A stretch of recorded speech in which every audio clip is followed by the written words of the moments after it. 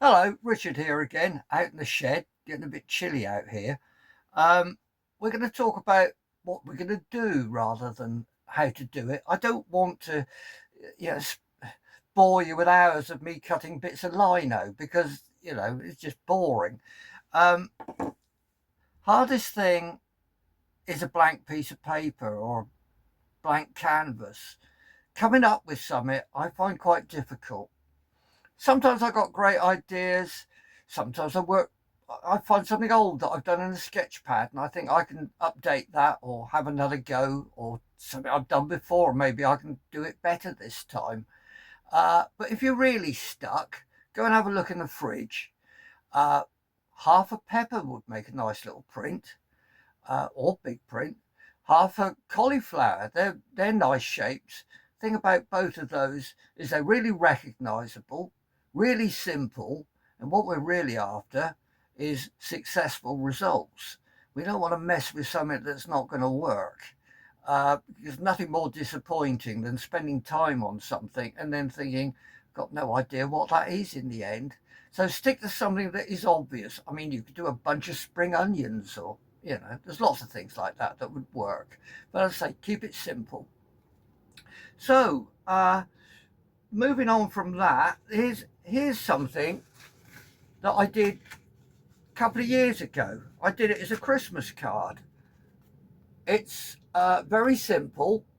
It's two colour, and I did it on wrapping paper. Now, kind of looks okay. I mean, there's lots of background here that got cut or left, uh, which actually I think makes it look better. But it looks a scruffy little thing like this. But if you're disappointed with something, find a bit of cardboard, cut a hole in it, stick it on, make a little mount, and immediately it looks 10 times better. Now, the thing that I always find difficult is judging what I've done.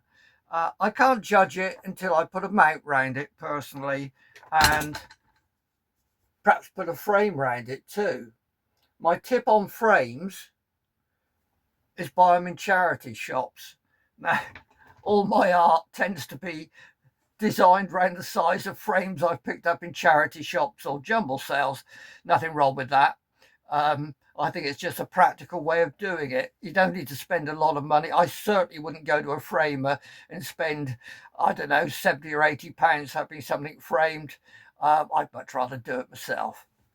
So you saw me doing uh, this one probably last week.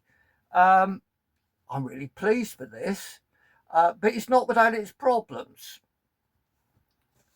Here's my first print of it, and as you can see, or maybe you can't, up here I'm a bit disappointed because the fine cutting there kind of filled in and it's gone sort of a bit smudgy.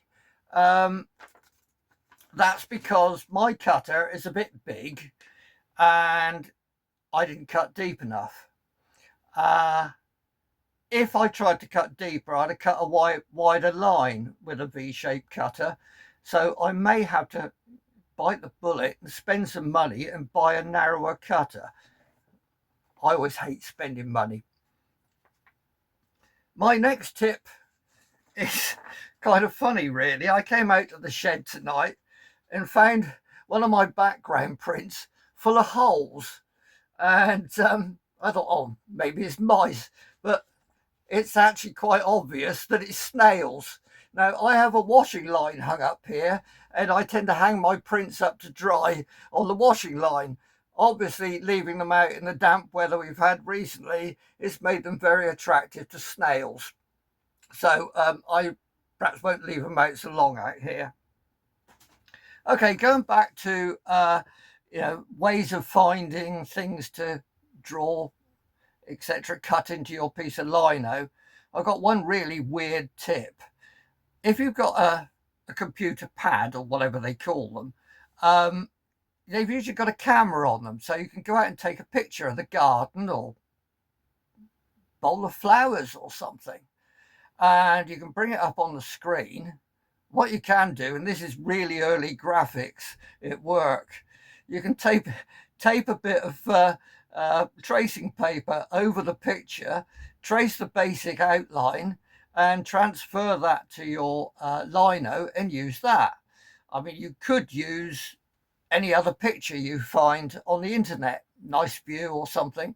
All of that is fine. Feel free to steal it, but you can't sell it as a commercial work of art because the original photographer will be after you for copyright. Now, it's not a problem I suffer from, and it's not a problem you may suffer from yourself, but just bear it in mind. Borrowing to create art for your own use is one thing, borrowing it to sell is another. I don't sell much. It costs me more to post them than I will ever make back in, my giveaways. So that's what we've been up to. And so major tip is watch out for snails and keep warm, keep dry, carry on.